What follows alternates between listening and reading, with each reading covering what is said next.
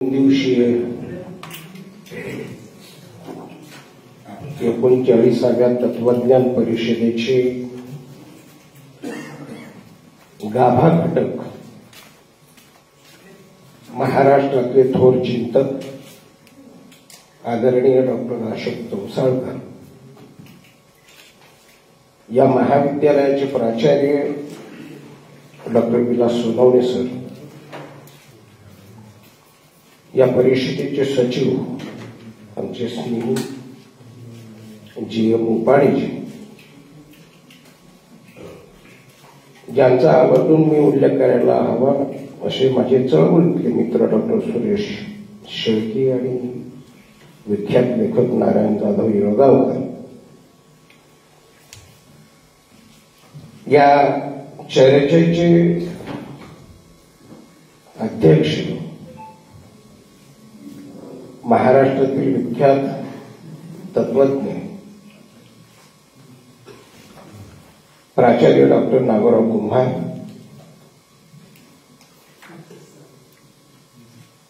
महाराष्ट्रातले दुसरे एक महत्वाचे चिंतक डॉक्टर प्रकाश पवार, ज्याचा अतिशय व्यासंगपूर्ण असं विवेचन आपण ग्रहण केलं, ते चिंतक अभ्यासक डॉक्टर दिलीप चव्हाण आणि उपस्थित बंधू भगिनींनी. डॉक्टर नागोराव कुंभार सरांनी सांगितलं की कुणावरही अन्याय होऊ नये म्हणून 40 मिनिटं प्रत्येकाला दिले जातील. तेवढा छळ माझ्याकडून व्हावा असं मला वाटत नाही, म्हणून संक्षेपानं का होईना परंतु भूमिका आपण मांडली पाहिजे.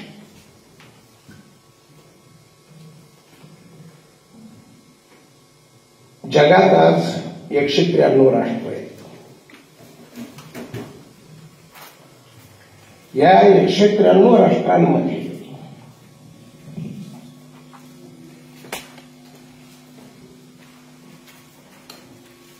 एकूण 70 राष्ट्र हे निखळा अशा लोकशाही जीवन पद्धतीवर चालत आहेत. 69 एक उल्लेख फक्त राहून गेला माझ्याकडे, मी क्षमा मागतो. आपली आदरणीय अशोकजी सोने साहेब इथे उपस्थित आहेत, या संस्थेचे अध्यक्ष, त्यांचा उल्लेख राहून गेला. 193 राष्ट्रांमध्ये एकूण 70 राष्ट्र ही निखळ लोकशाही जीवन पद्धतीवर चालते. 124 जे राष्ट्र आहेत ते संमिश्र आहेत. काही ठिकाणी हुकुमशाही भांडवलदारी हुकुमशाही, काही ठिकाणी निखळ राजेशाही आहे, काही ठिकाणी संमिश्र राजेशाही अधिक लोकशाही, जसं म्यानमार आहे.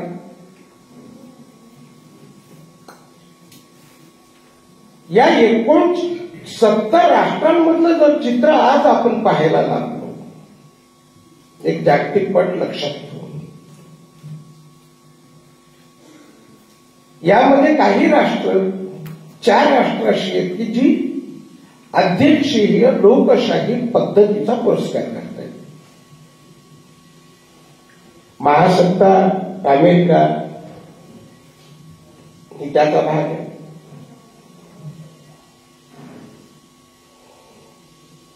लोकशाहीच्या 2 प्रणाली आहेत, एक अध्यक्षीय लोकशाही आणि दुसरं संसदीय लोकशाही. दिलीप जे बोलले चव्हाण, अध्यक्षीय लोकशाहीच्या प्रणालीमध्ये सुद्धा अनेकदा अभिव्यक्ती स्वातंत्र्याचा संकोच होतो. मी आपल्याला नम्रपणानं सांगतो, मी कधीच कांबळे म्हणून बाबासाहेब आंबेडकरांना सॅल्यूट केला नाही.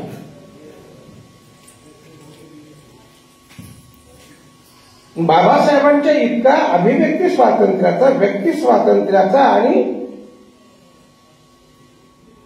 मूलभूत स्वातंत्र्याचा पुरस्कार करणार त्यांच्या इतका दुसरा जगात लोकशाही समर्थक नाही. अगदी जेफरसन सुद्धा, त्या जेफरसननं अमेरिकेची राज्यघटना दिली, प्रकाश पवार त्याच्यावर अधिकारवाणीनं बोलू शकते, तो त्यांचा प्रांत आहे.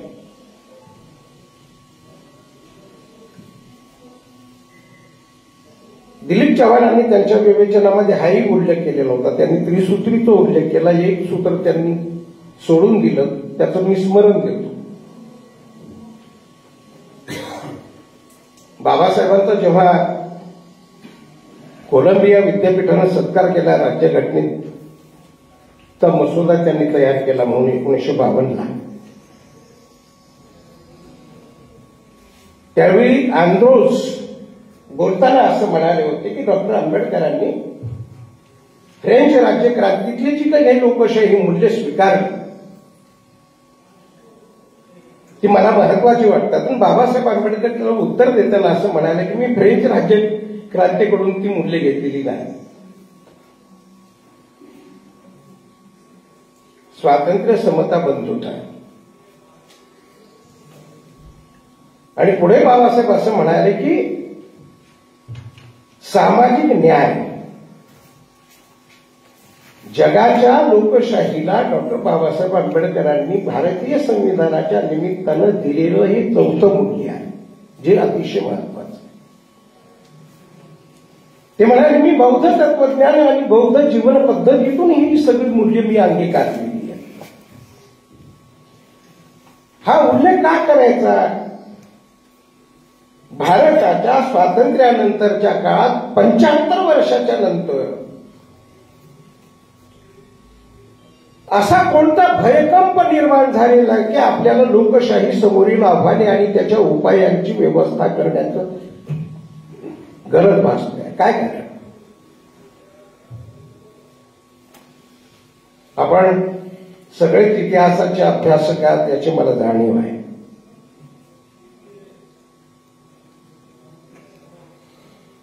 ब्रिटिश किती क्रूर होते याच्याशी काही देणं घेणं नाही मला.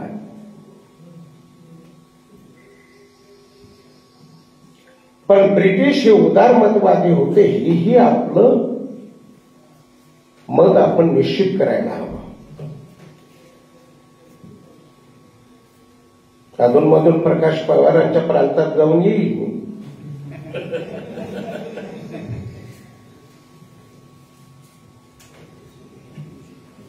भारतीय लोकांना लोकशाही जीवन प्रणालीची सवय व्हावी याच्यासाठी. ब्रिटिश किती क्रूर होते, ते जर क्रूर असते तर त्यांनी रेल्वे आणली नसती. डलहौसीनं त्याच्या काळामध्ये 4 गोष्टी केल्या भारतात. रेल्वे आणली, पोस्ट खातं आणलं, तार खातं आणलं आणि सगळ्यात महत्वाची गोष्ट भारतीय माणसांना लोकशाहीची जाणीव व्हावी, सवय जडावी. यासाठी डलहौसीच्या काळात मला दुरुस्त कारभार का चौसरकर सर त्यांनी विधान परिषद अस्तित्वात आणली. या 1862ला अस्तित्वात आलेली विधान परिषद, त्याचे उल्लेख आपण फारसं नाही केला. ज्या विधान परिषदेचे सदस्य होते शंकर शेठ, जगन्नाथ शंकर शेठ, आर.डी. भांडारकर, लोकहितवादी गोपाळ हरी देशमुख आणि सगळ्यात महत्वाची जाता जाता एक उल्लेख करतो म्हणजे संशोधनामध्ये सुनीसाहेब फुटनोट नावाची एक गोष्ट असते. आपण वर एखादा जर संदर्भ दिला तर त्याला पूरक म्हणून दुसरा संदर्भ देतो आपण खाली लाईन टाकून, त्याला म्हणतात फुटनोट. जाता जाता एक फुटनोटही देऊन जातो. लोकमान्य टिळक यांना मंडालेच्या तुरुंगात जेव्हा डांबलं त्यावेळी एकाही ब्रह्मवृंदानं त्यांचं वकीलपत्र घेतलेलं नव्हतं. हे काय ब्राह्मण वकिलांनी त्यांचं वकील पत्र घेतलं बॅरिस्टर जीनानं, आणि बॅरिस्टर जीना यांचा मूळ वंश काही मुसलमान नव्हता, मुस्लिम नव्हता. मूळ वंश राजकोटच्या जवळच आहे, गुजरातमध्ये, आणि यांच्या आजोबाचा वंश आहे वैष्णव ब्राह्मण टिळकांचा. मी हे यासाठी सांगतो आपल्याला की जिनाने युक्तिवाद जो केला होता टिळकांना बाहेर काढण्यासाठी, तो युक्तिवाद असा होता की बाळ गंगाधर टिळक हे तुमच्या विधान परिषदेचे सन्माननीय सदस्य आहेत, आणि असं असताना त्यांच्यावर देशद्रोहाचा गुन्हा नोंदवता नाही येऊ शकत. एक तर त्यांचं सदस्यत्व रद्द करा, नसेल तर त्यांचा गुन्हा परत घ्या आणि मग बाहेर काढा. मुद्दा असा आहे की ब्रिटिश किती क्रूर होते हा मुद्दाच नाही, पण भारतीयांना लोकशाहीची सवय लागावी याच्यासाठी ब्रिटिशांनी काही गोष्टी केल्या. त्यात विधान परिषद अस्तित्वात आणलं 1862, आणि या देशातली पहिली जी विधानसभा आहे, ही पहिली विधानसभा आहे 1921, बॉम्बे लेजिस्लेटिव्ह काउन्सिल. 8 राज्य त्याला जोडली गेलेली होती.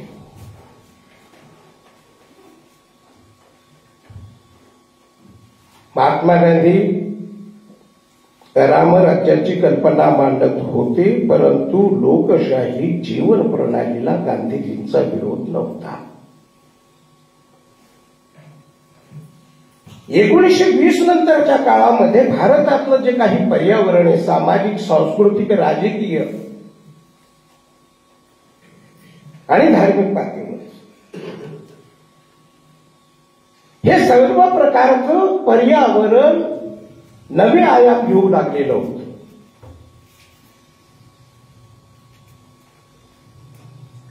आणि ब्रिटिशांना हे वाटत होतं की भारतीयांना सवय लागली पाहिजे लोकशाही जीवन प्रणालीची. भलेही इतिहासामध्ये मॅग्ना कार्टा असेल, आपल्याकडं इसवी सन पूर्व काळामध्ये गणपद्धती होत्या आणि प्रजापद्धती, गणतंत्र, याचं विस्मरण होतं अनेकदा आपल्याला. 12व्या शतकातला मॅग्ना कार्टा धरूनच आपण हरवत बसतो लोकशाहीचं स्तंभ म्हणून. पण इसवी सन पूर्व काळातही आपल्याकडे काही जीवन पद्धती होत्या. विशेषतः म्हणजे बौद्ध जन्मपूर्व काळामध्ये सुद्धा आपल्याकडं गणतंत्र पद्धत होती. बुद्धाला जेव्हा वाटलं तेव्हा त्यांनी अनेक समूहांना प्रेरित करून गणपद्धती विकसित केली. होता आपल्याकडे, नव्हतं अशातली गोष्ट नाही. मी काय परंपरांचा फारसा पूजकही नाही, पण इतिहासातलं सूत्र सुटू देता कामा नये.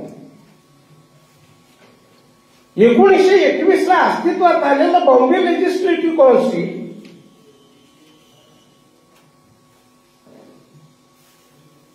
काय होतं? मतदान नव्हतं का त्या काळात?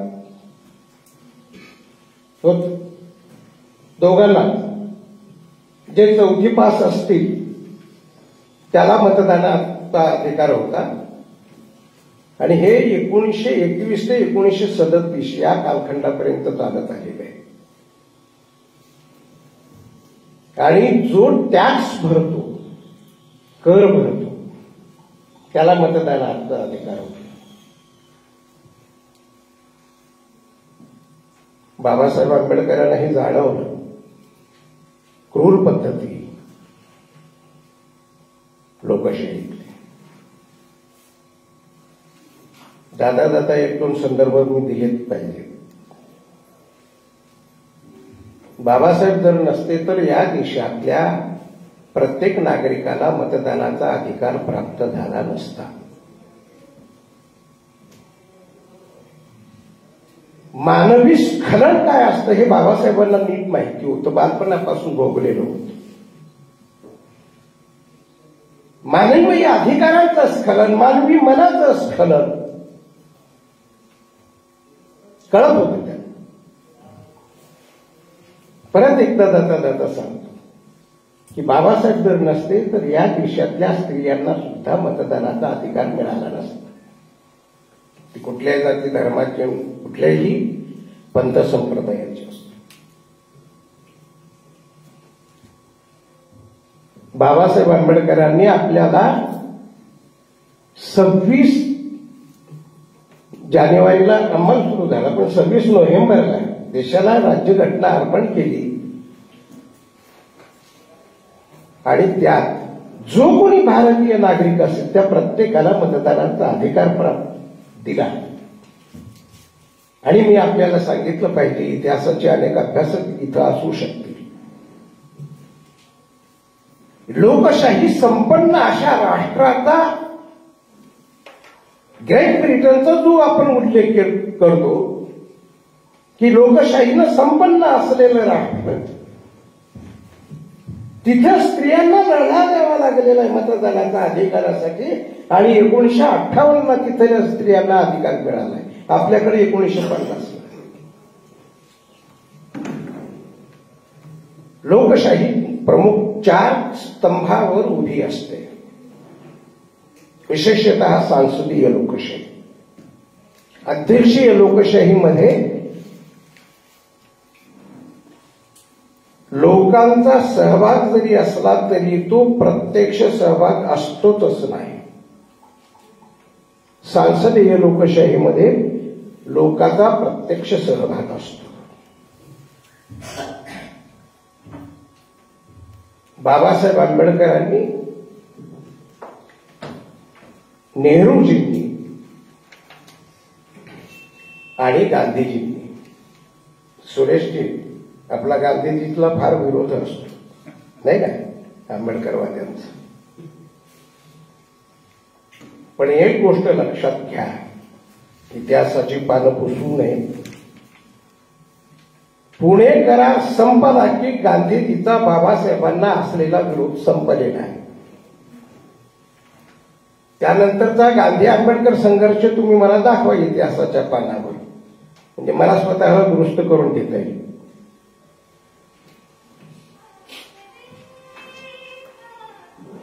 म्हणून गांधीजी असोत, नेहरूजी असोत की बाबासाहेब असोत,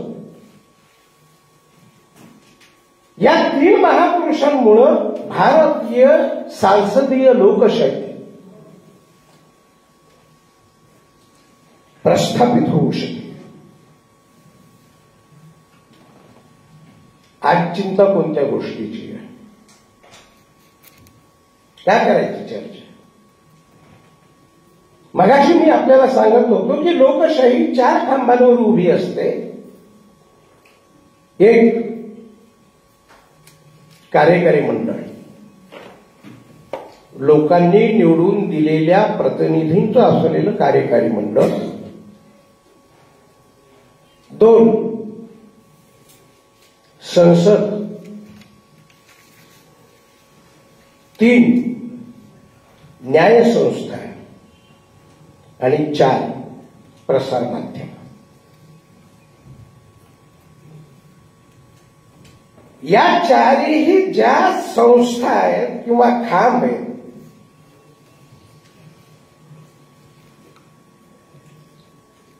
हे अडचणीत आहेत का? कशासाठी चर्चा करायची की लोकशाही समोरील आव्हान आहे का काही?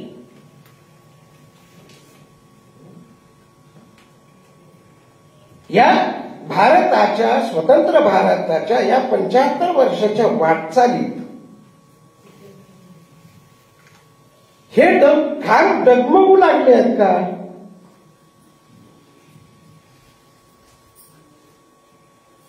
वास्तव काय आहे? ज्या गोष्टीची चर्चा दिलीप चव्हाणांच्या विवेचनात आली होती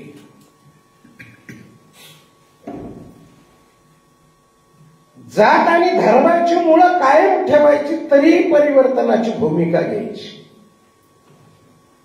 अशा ज्या प्रवृत्ती 20व्या शतकात उदयाला आल्या,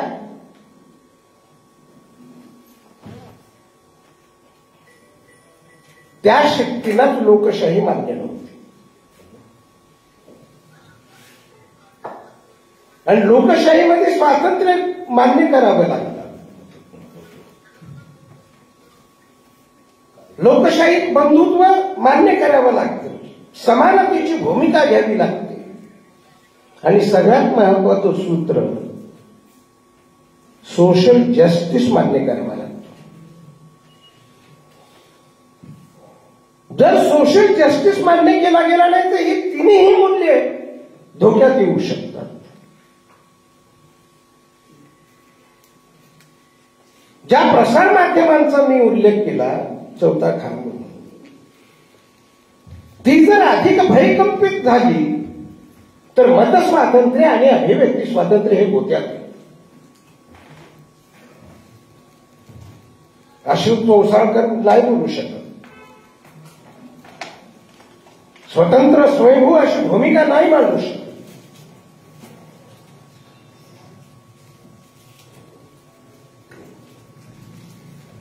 याची चर्चा का करायची भारतीय पातळीवर? फ्रान्समध्ये आज काय अवस्था आहे? लोकशाहीची अवस्था काय? तिथं याचे उपेक्षित घटक आहेत. ते आजही सामाजिक न्यायाची भूमिका घेऊन आंदोलन करतायत असं चित्र आहे. भारतामध्ये नोंदल्या गेलेल्या 8,000 जाती आहेत.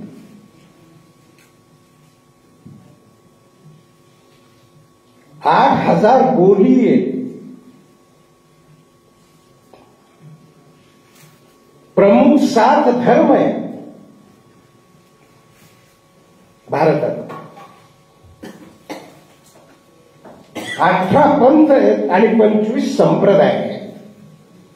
ज्यांच्या ज्यांच्या जीवन पद्धतीची परिक्रमा भिन्न भिन्न प्रकारची आहे.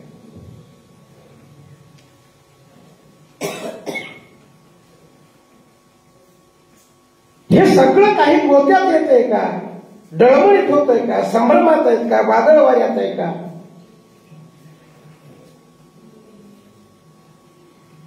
देशाचं एकूण चित्र हे भयकंपित आहे. आज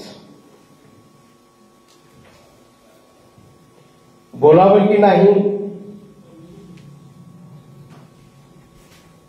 आपण फार कमी संख्येनं बरं का दिलीपराव, या संभ्रमात जर आपण गेलो तर गुंगे होऊन जाऊ.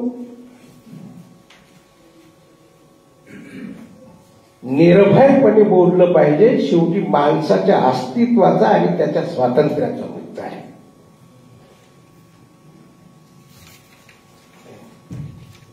निर्भयपणे बोललं पाहिजे.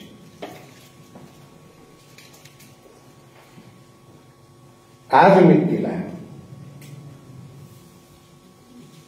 कोणतं सरकार सत्तेत येतं याच्याशी मला काही देणं घेणं नाही. येईल नसं कधी येईल. मुद्दा लोककल्याण आणि माणसाच्या स्वातंत्र्याचा आहे.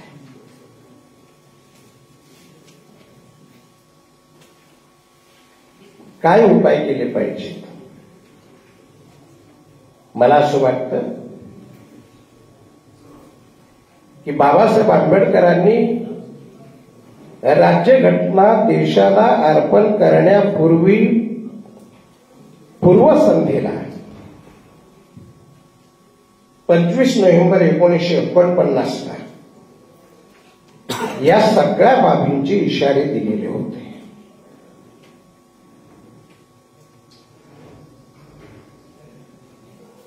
या देशातला माणूस हा मनोरुग्ण आहे हे बाबासाहेबांना चांगल्या प्रकारे माहिती होतं. कुंभार सर किती मोठे तत्वज्ञ आहेत याच्याशी काही देणं घेणं नसतं आपल्याला.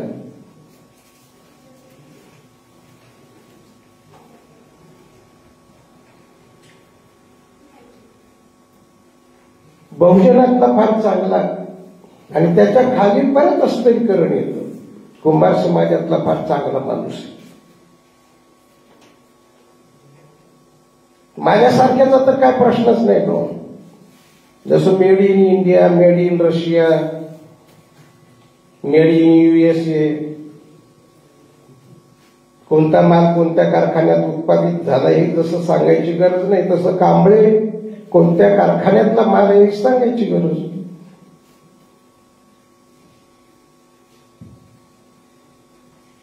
या देशातला माणूस मनोरूप नाही, त्याला त्याच्या जातीचा शोध घेतल्याशिवाय त्याचा आत्माच थंड होत नाही.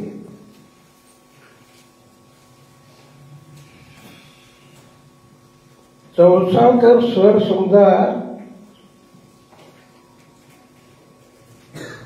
कांबळे असते, कुंभार असते, पवार असते, कळलं असतं कुठल्या कारखान्यातला माल आहे. चौसाळकर म्हणजे घोटाळ्याचंच काम होते.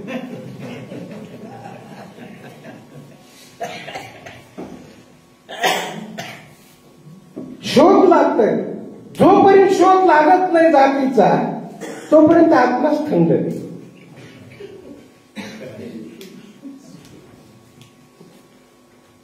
कोण असेल बरं? तर्क नाहीच, थेट मग मूळ आणि त्याच्यावरून मग त्या माणसाचं मूल्यमापन. ऋषिकेश दलितातला चांगला अभ्यासक आहे, त्याचं दलित्व घडून पडत.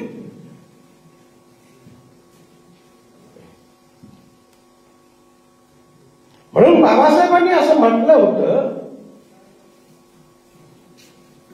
की जात आणि धर्म रस्त्यावर आणू नका.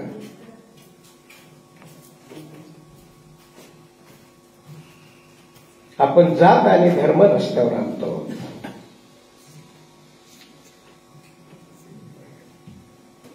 बाबासाहेबांनी जे 25 तारखेला दिलेलं भाषण आहे, 25 नोव्हेंबर, इतर उपायांना शोधायची गरजच नाही. ते नीट अभ्यासलं आणि त्या पद्धतीनं भारतीय माणसानं मार्गक्रमण केलं तर भारतीय लोकशाही अतिशय सबळ करता येऊ शकते, सुदृढ करता येऊ शकते.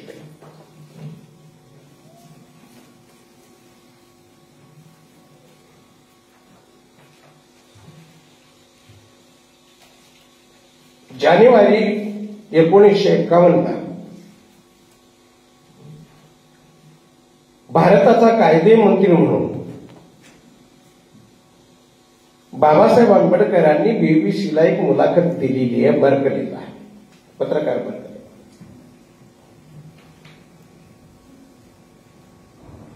आणि या बर्कलीनं फार गुगलीचा प्रश्न टाकला होता बाबासाहेबांकडे. त्यांनी असं विचारलं की भारतामध्ये लोकशाही यशस्वी होईल का?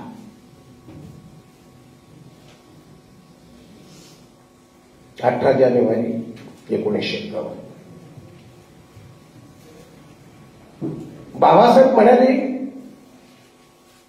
इतक्या लवकर यशस्वी होईल असं मला वाटत नाही, कारण भारतीय माणूस बदलायला, माणूस आणि मानस म्हणजे माणसाची मानसिकता ती बदलायला दीर्घकाळ जावा लागणार आहे. त्याचं कारण असं आहे की त्याच्या घरामध्ये उच्च नीचित आहे. नीट समजून घेतलं पाहिजे आपण. बाबासाहेब म्हणाले की भारतीय माणसाच्या घरातच उच्च नीचित आहे. भारतीय घरातल्या बाईला स्वातंत्र्य दिल्याचे आभास आहे.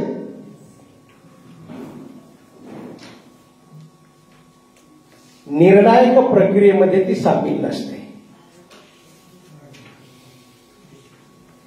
व्यक्ती स्वातंत्र्य म्हणजे नेमकं काय?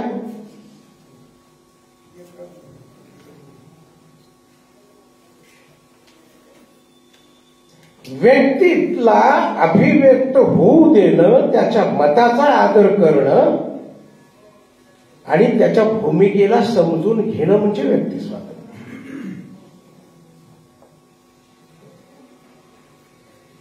आहे का अवस्था? किती स्तरीकरण आहे? अनेकदा कुमार सर, आपण सुधारण्याची सूज वाटते मला कधी कधी. घरातली माय माऊली ती जर म्हणाली की बाबा असं नाही, आर्थिक बाबतीमध्ये असं नाही, मला असं असं वाटतं, घरातला पुरुष काय म्हणतो कळत आत.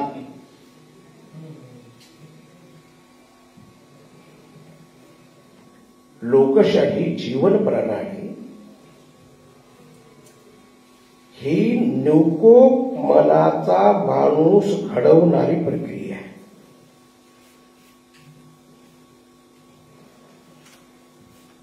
आणि इतकं मोठं जर सूत्र असेल लोकशाहीचं, व्यक्ती, समष्टी म्हणजे समूह, राज्य, प्रदेश, राज्य आणि राष्ट्र या दृष्टीनं आपल्याला लोकशाही प्रक्रियेचा आणि त्याच्या व्यवस्थापनाचा विचार करावा लागतो.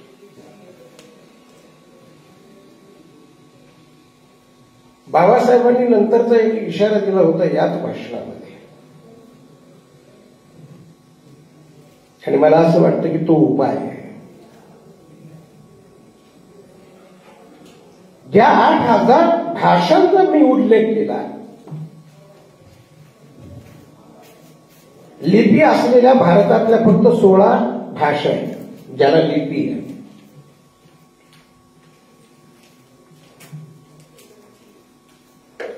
आपण चलनाची कोणतीही नोट काढली तर मागे 16 भाषा टिकलेल्या आहेत ज्याला लिपी आहे.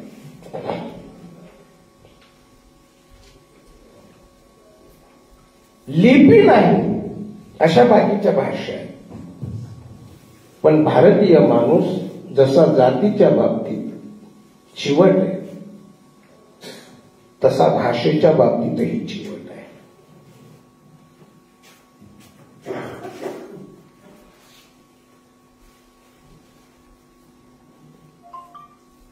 मराठी भाषेत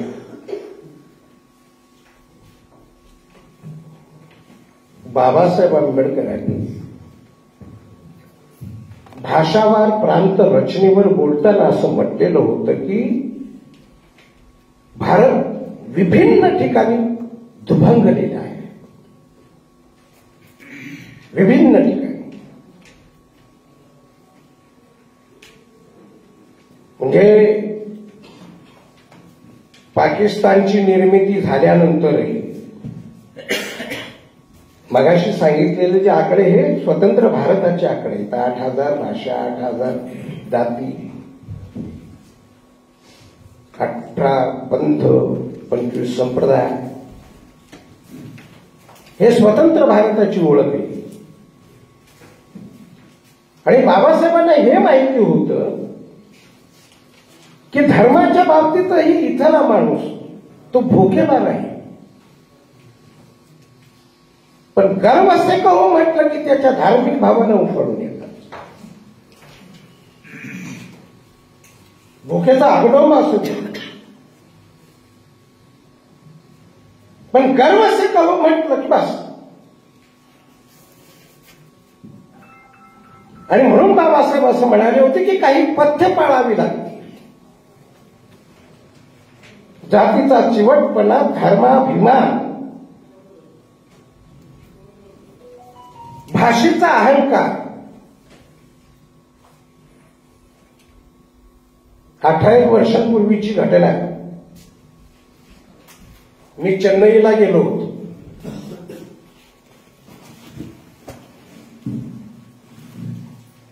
जिथं व्यवस्था केलेली होती त्या हॉटेलचं नाव मी हिंदीतून विचारलं, त्या टॅक्सीवाल्यानं माझ्याकडे ढुंकूनही पाहिलं.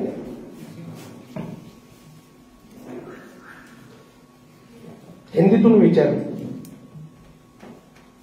मी त्याला जेव्हा इंग्रजीतून त्याला व्हेरी दिस होते, तो म्हणाला वी आर गोइंग देअर.